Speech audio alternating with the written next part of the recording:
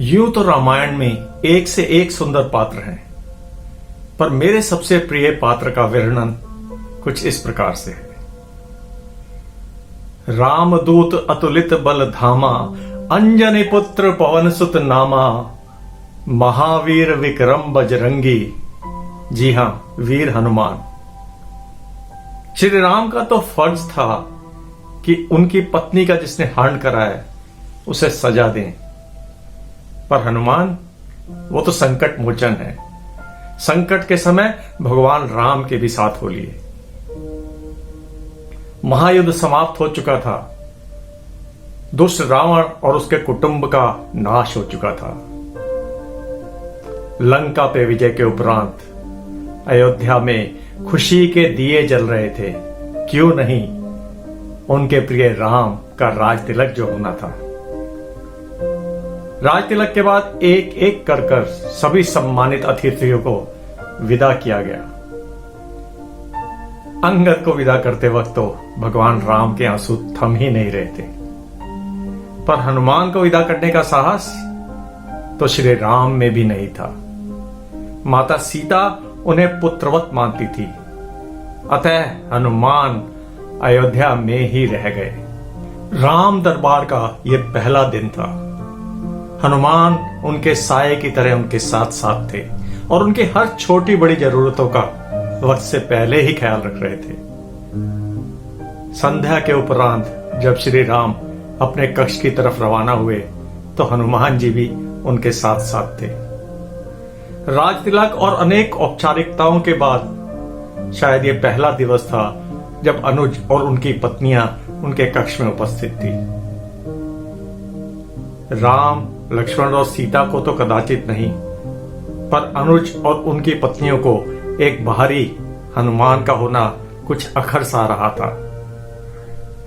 अपनी भाभियों के इशारे पर सबसे छोटे शत्रुघ्न ने अनेकों संकेत दिए हनुमान को कि वहां से रवाना हो जाए, पर कमाल की बात थी, इतने वेदों के ज्ञाता होते हुए भी हनुमान वो संकेत समझ नहीं पा रहे थे, या शायद समझना नहीं चाह रहे थे। अपितु उनकी उपस्थिति में ही देर रात तक सुख दुख की चर्चा होती रही। काफी देर बाद भरत को ख्याल आया कि भैया और भाभी को भी एकांत की जरूरत होगी, तो उन्होंने सबसे अनुरोध करा कि वो अपने कक्ष में जाके आराम कर लें। पर हनुमान वो तो ठस से मस भी नहीं हुए। भरत ने बड़ी विनम्रता से बोला, हनुमान वीर, आप भी आराम कर लीजिए। हनुमान जी ने बड़ी संजीदगी से उत्तर दिया, मेरा आराम तो राम में ही छुपा है। भरत ने फिर एक बार थोड़ा जोर दे के अनुरोध किया, पर भैया और भाभी को भी एकांत की जरूरत है। देख नहीं रहे हैं भाभी के माथे पे सिंदूर? तो क्या सिंदूर लगाने भर से आप श्री राम के साथ रह सकते हैं? बड़ा भोला सा प्रश्न किया हनुमान जी ने। इस बार श्री राम मुस्कुराकर बोले, वीर, ये तो सनातनों की प्रथा है। राम के मुख से बात सुनकर हनुमान बहुत निराश हुए। मायूस से राम और जानकी के चरण स्पर्श करे और उनके कक्ष से प्रस्थान किया। अगले दिवस जब राम दरबार लगा तो नगर के सभी रंगों के प्रतिष्ठित व्यापारी वहां मौजूद थे और न्याय की मांग कर रहे थे। ज्ञात हुआ कि हनुमान ने रात भर उनके भंडारों पर तोड़फोड़ की। जब तक श्री राम अपने सैनिकों को आदेश देते तब तक हनुमान चौड़ी मुस्कान और मस्त चाल के साथ राजभवन में प्रवेश हुए। उनका पूरा शरीर सिंदूर में लिप्त था। एक एक पग में सेर सेर भर सिंदूर जमीन पे गिरता था और हवा में गेरुआ रंग जैसे लहरा रहा था। भगवान राम के पास आकर वो नतमस्तक हो गए। सभी सभासद हंस रहे थे।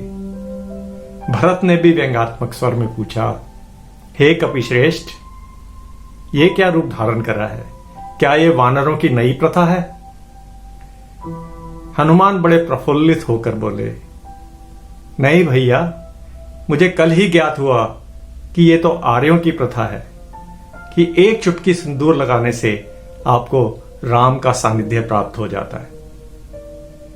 हे प्रभु, अब तो मैंने पूरी अयोध्या का सिंदूर लगा लिया, अब तो मुझे कोई आपसे अलग होने को नहीं कहेगा ना। सभा में सब हंस रहे थे, पर भरत उनके अश्रु नहीं रुक रहे थे। अनुज शत्रुघ्न ने पूछा, भैया सब हंस रहे हैं, ऐसा क्या है जो आपके आंखों में आंसू है?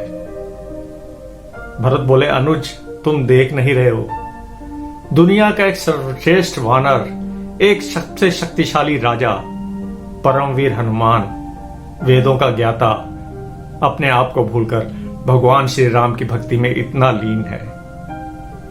आने वाले समय में मुझे कोई राम का अनुज याद करे ना करे, लेकिन वीर हनुमान की भक्ति को दुनिया कभी भुला नहीं पाएगी। उसी समय से यह प्रथा चली आ रही है कि हनुमान का श्रृंगार गेरुए रंग से किया जाता है। नमन है ऐसे वीर हनुमान को, ऐसे संकट मोचन भगवान को, जिनके नाम मात्र से ही सब संकट दूर हो जाते हैं।